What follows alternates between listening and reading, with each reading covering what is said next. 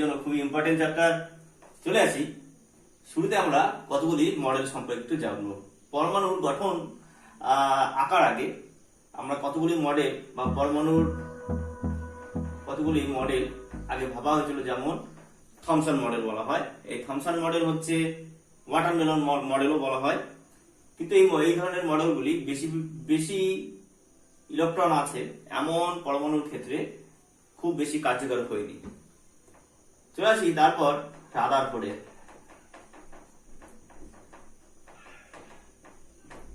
Rutherford একটি বিশেষ পরীক্ষা করলো, সোনার পাতে আলফা কণা পরীক্ষা।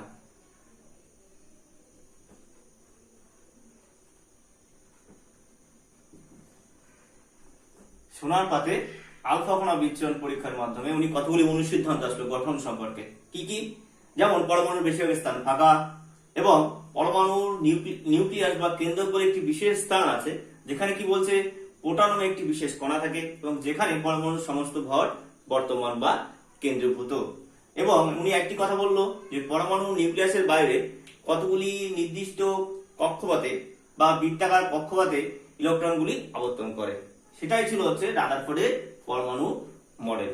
সহজ পরমাণু মডেল বলতে রাদারফোর্ডের পরমাণু বলতে এরকমই হয়। উনি হাইড্রোজেনের উপরে কাজ করেছিল, তাহলে দেখতে এরকমের হবে। কিন্তু রাদারফোর্ডের পরমাণু মডেলে পরবর্তীকালে অনেকগুলি ভুল ত্রুটি ধরা পড়ে। এই ত্রুটি সংশোধনের করার পর কি করলো বিজ্ঞানী নিলস বোর, কি করলো নতুন করে পরমাণু মডেলের ধারণা দিল, যেটা আসলে রাদারফোর্ডের পরমাণু মডেলেরই কিছু সংশোধন। কি বললো যে ওনার প্রথম মতবাদ যেটা, যে পরমাণুর মধ্যে একটি নির্দিষ্ট জায়গায় বা খুব ক্ষুদ্র জায়গায় পরমাণুর সমস্ত ভর বর্তমান বা প্রোটন এক জায়গায় কেন্দ্রভূত থাকে, যেটাকে উনি নাম দিল নিউক্লিয়াস বা কেন্দ্র। এটা নিয়ে কোনো সমস্যা নেই। পরে রেখেছিল যে নিউক্লিয়াসের বাইরে কতগুলি কক্ষপথে ইলেকট্রনগুলি আবর্তন করে। বোর কি করলো এই আবর্তনরত কক্ষপথগুলি কি করলো নির্দিষ্ট করে বললো, অর্থাৎ যে কোনো কক্ষপথে ইলেকট্রনগুলি আবর্তন করতে পারে না, এবং সুনির্দিষ্ট কক্ষপথে ইলেকট্রনগুলি আবর্তন করে। কি করলো বোর এই কক্ষপথগুলিকে এন বা মুখ্য কোয়ান্টাম সংখ্যা নাম দিয়ে এন 1 2 3 4 এইভাবে 7টি কক্ষপথের নাম বা অবতরণ করলেন। সেগুলিকেই আসলে K L M N O P Q, ঠিক এরকম 7টা কে এল এম, বা তাদেরকে N equal to 1, N equal to 2, N equal to 3 এইভাবে নামকরণ করলেন, এবং উনি একটি পরমাণু মডেল আঁকার চেষ্টা করলেন বা আঁকলেন। সেটাই হচ্ছে আমরা যে ছবিটি আসলে আঁকি, সেটা হচ্ছে এই নিলস বোর এবং রাদারফোর্ডের পরমাণু মডেলের একটি সংশোধনের চিত্র। চলে আসি কি করে আঁকবো। আমরা সবাই জানি বা পরমাণুর চ্যাপ্টারের শুরুতে পড়া হয়েছে যে পরমাণুর নিউক্লিয়াসে কোন কোন কণা থাকে। নিউক্লিয়াসে থাকে প্রোটন এবং নিউট্রন, এবং নিউক্লিয়াসের বাইরে বিভিন্ন কক্ষপথে ইলেকট্রনগুলি আবর্তন করে। আগে ভাবা হতো নিউক্লিয়াসের বাইরে কক্ষপথগুলি সব বৃত্তাকার, কিন্তু পরবর্তীকালে বিভিন্ন বিজ্ঞানী দেখালেন যে কক্ষপথগুলি শুধু বৃত্তাকার নয়, উপবৃত্তাকারও হতে পারে। বোর আমরা ছবি আঁকার আগে দেখব, তাহলে কে যেখানে এন নাম দেওয়া হলো 1 বা সংখ্যা দিয়ে, এল কে এন সমান সমান 2, এটা হলো চিহ্ন, এবং এটা হলো মুখ্য কোয়ান্টাম সংখ্যা। এবং নিলস বোর কি বললো যে একটি কক্ষপথে সর্বোচ্চ কতগুলি ইলেকট্রন ধরবে বা থাকবে 2 × n² সূত্র দিয়ে উনি প্রকাশ করিয়ে দেখলেন।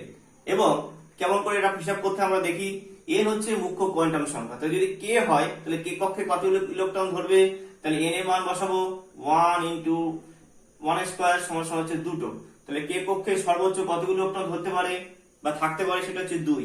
এল এর ক্ষেত্রে অর্থাৎ দ্বিতীয় কক্ষপথে, তাহলে এন এর মান হচ্ছে 2, তাহলে 2 × n² যদি বসাই তাহলে 2 × 2², তাহলে দিকে হচ্ছে 8। তাহলে দ্বিতীয় কক্ষপথে বা এল কক্ষপথে সর্বোচ্চ ইলেকট্রন থাকতে পারে কতগুলি, 8টা। তেমন এম কক্ষপথে সেটা সমান সমান হবে 3, তাহলে 2 × n² সূত্রে যদি এটা বসাই তাহলে 2 × 3² সমান সমান হচ্ছে 18। তাহলে তৃতীয় কক্ষপথে সর্বোচ্চ কতগুলি ইলেকট্রন থাকতে পারে, 18টি। তাহলে এটাই উনি বই করলো যে প্রথম কক্ষপথে কে কক্ষে থাকবে সর্বোচ্চ 2টি, এল কক্ষে থাকবে সর্বোচ্চ 8টি, এম কক্ষে থাকবে সর্বোচ্চ 18টি। এবং উনি বলল যে কোন একটি কক্ষপথ সম্পূর্ণ ভর্তি না হয়ে পরের কক্ষপথে ইলেকট্রন কখনোই যাবে না, অর্থাৎ প্রথমে কে ভর্তি হবে, তারপর এল ভর্তি হবে, তারপর এম কক্ষপথে ভর্তি হবে। এবং আরেকটি কথা বলা হয়, পরমাণুর সবচেয়ে বাইরের কক্ষ যেটি, সেখানে কখনোই 8টির বেশি ইলেকট্রন থাকবে না। ভালো করে একবার বলবো, এটি পরমাণুর সবচেয়ে বাইরের কক্ষের ইলেকট্রন সংখ্যা 8-এর বেশি কখনোই সম্ভব নয়। 8টার বেশি যখনই হবে ইলেকট্রনটি পাশের কক্ষপথ বা পরের কক্ষপথে কিন্তু চলে যাবে। তাহলে আমরা ছবিতে চলে আসি, কি করে ছবিগুলো আঁকতে হয়। আমরা একদম সহজ উদাহরণ দেব। প্রথমে আমরা হাইড্রোজেন দিয়ে শুরু করব। তাহলে হাইড্রোজেনের ক্ষেত্রে নিউক্লিয়াসকে আমি আঁকছি। হাইড্রোজেনের শুধুমাত্র একটি প্রোটন আছে, কোনো নিউট্রন নেই, বা সাধারণ হাইড্রোজেনের ক্ষেত্রে এবং একটি ইলেকট্রন আছে। তাহলে এই ক্ষেত্রে ছবির বিশেষ কোনো পার্থক্য হয়নি, শুধুমাত্র কক্ষপথটা নির্দিষ্ট করে দিল। অর্থাৎ এক্ষেত্রে নীল বলে নির্দিষ্ট কক্ষপথে এটা হচ্ছে হাইড্রোজেন H1 1। এই সংখ্যাগুলো কি আমরা পরে আবার দেখে নেব। চলে আসি পরে একটি উদাহরণ দেখি। যেমন কার্বন, একটি উদাহরণ দেখছি। কার্বন, এই সংখ্যাকে বলা হয় পারমাণবিক সংখ্যা, উপরের সংখ্যাটিকে বলা হয় ভর সংখ্যা। ভর সংখ্যা কি হচ্ছে? পারমাণবিক সংখ্যা হচ্ছে কোনো মৌলের পরমাণু নিউক্লিয়াসে যতগুলি প্রোটন থাকে সেই সংখ্যাকে বলা হয় তার পারমাণবিক সংখ্যা। আর এই সংখ্যাটি হচ্ছে ভর সংখ্যা।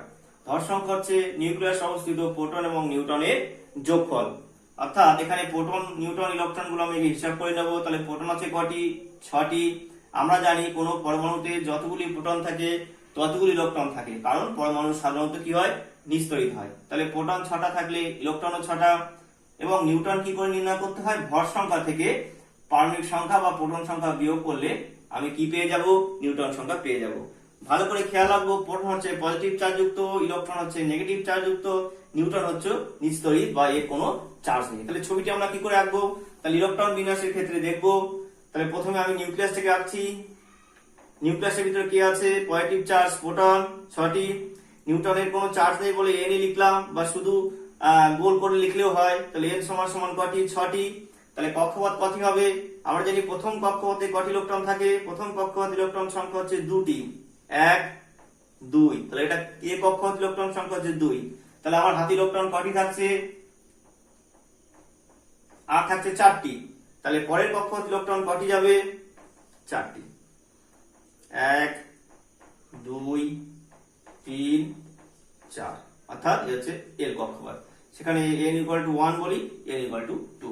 এটা হলো তাহলে কার্বন পরমাণুর ইলেকট্রন গঠন বা ইলেকট্রনীয় গঠন বা এর গঠন চিত্র হচ্ছে এরকম। একটা উদাহরণ দেই।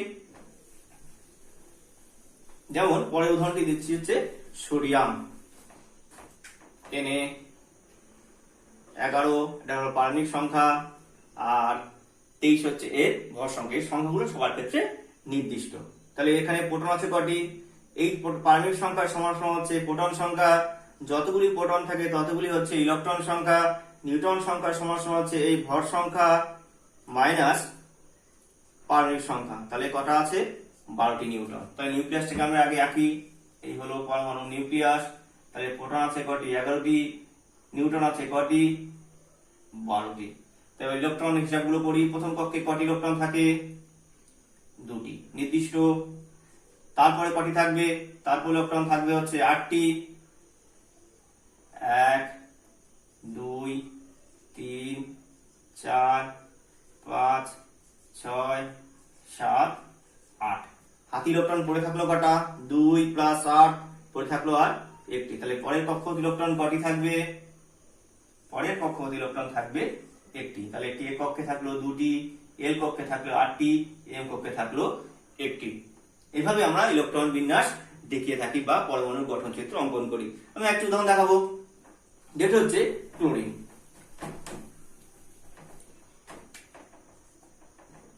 সতেরো 35। তাহলে এখানে প্রোটন আছে কটি? এই সংখ্যাটাই আসলে প্রোটন সংখ্যা। যতগুলি প্রোটন থাকে ততগুলি হচ্ছে ইলেকট্রন। আর নিউট্রন সংখ্যা কি? উপরের সংখ্যা থেকে নিচের সংখ্যাটিকে বিয়োগ করতে হয়। অর্থাৎ ভর সংখ্যা থেকে পারমাণবিক সংখ্যা বিয়োগ করলে নিউট্রন সংখ্যা পাওয়া যায়। আমি ছবিটাকে পুরোটাই মুছে দিয়ে নতুন করে আঁকবো।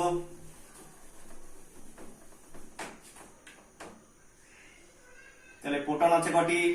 17টি। নিউট্রন কতগুলি আছে? 18টি। তো ইলেকট্রন প্রথম কক্ষে কটি ইলেকট্রন আছে? 2টি। তারপরে কটি আছে? 8টি, 1 2 3 4 5 6 7 8। হাতে আমার পড়ে থাকলো কটি? 2 + 8 + 7 হবে। তাহলে পরের কক্ষে কটি আছে? পরের কক্ষে ইলেকট্রন থাকবে কটি? 7টি, 1 2 3 4 5 6 7, তাহলে কে কক্ষে হবে 2টি, এল কক্ষে হবে 8টি, এম কক্ষে হবে 7টি। তাহলে এখানে কে, এল, এম। তাহলে এটা হলো ক্লোরিন পরমাণুর গঠন। চলো একটি উদাহরণ দেখাবো, যেটি হচ্ছে পরের পরমাণু আছে আর্গন দেখিনি, তাহলে আমার সুবিধা হবে। তাহলে হলো 18, 40।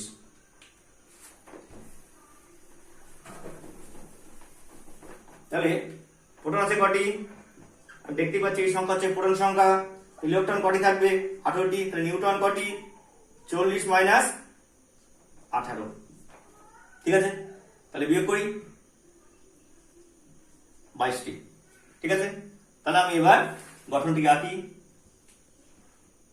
তাহলে পজিটিভ প্রোটন আছে কটি? 18টি। নিউট্রন কটা আছে? 22টি। তাহলে ইলেকট্রন প্রথম কক্ষে কটি ধরে? 2টি নির্দিষ্ট। তারপরে কক্ষপথে কটি ধরে? 8টি। 1, 2, 3, 4, 5, 6, 7, 8। আমার পড়ে থাকলো কটি? 2 প্লাস 8, হাতে পড়ে থাকছে আর 8টি।